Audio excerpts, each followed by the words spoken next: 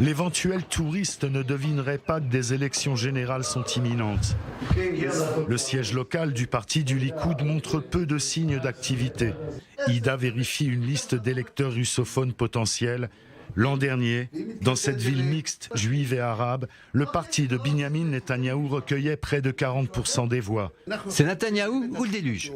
Selon la municipalité, plus d'un quart de la population active de cette ville de 56 000 habitants est au chômage.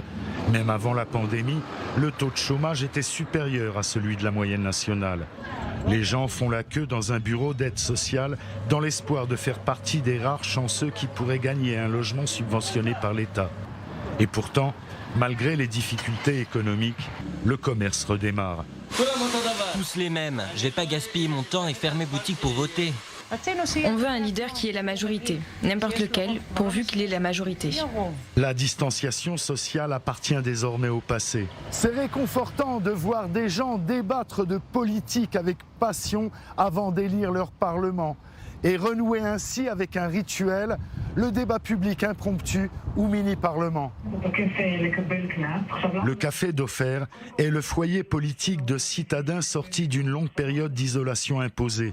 Ici, tout le monde ou presque s'affiche de droite, mais ils ne voteront pas tous pour le Likoud. Les jeux sont faits. Bibi. Tu votes Bibi? Bien sûr. Tant mieux pour toi, chacun pour soi. Sans hésiter. Parfait. Il a sauvé le pays du corona. Il nous a sauvé des dégâts que lui a causés.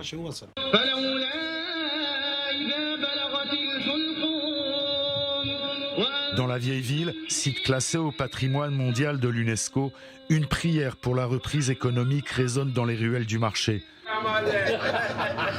Personne ne semble prendre les élections à cœur.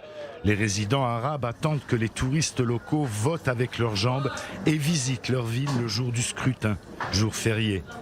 Pendant ce temps, une autre séance plénière se tient au kiosque local de loterie sportive. Seulement Bibi, c'est le meilleur. Je suis pas d'accord, peu importe qui est le Premier ministre, je ne me soucie que de mon salaire et de mon allocation d'invalidité. Je réponds aux sondeurs ce qu'ils veulent entendre. Cette fois, Bibi obtient 40 mandats. 40. Mon intuition, il y aura un 5e tour.